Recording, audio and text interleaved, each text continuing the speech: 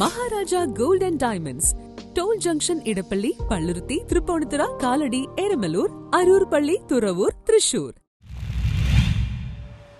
പനേപ്പള്ളി സർക്കാർ ഹൈസ്കൂളിലെ വാർഷികാഘോഷം നടന്നു. പനേപ്പള്ളി സർക്കാർ ഹൈസ്കൂളിന്റെ 65ാമത് വാർഷികവും അധ്യാപക രക്ഷാകർതൃ ദിനവും നടന്നു.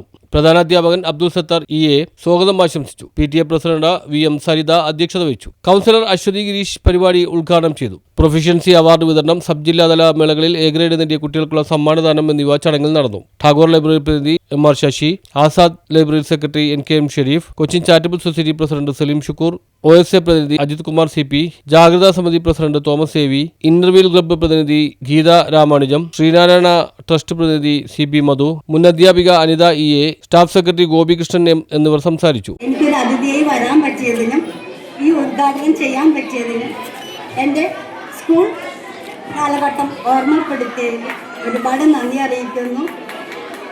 ഒരു കൗൺസിലർ എന്ന നിലയിൽ ഈ സ്കൂളിന് ആവശ്യമായ വികസനത്തിന് senior assistant Smitha Varghese report അവതരിപ്പിച്ചു. News bureau, Mattancherry.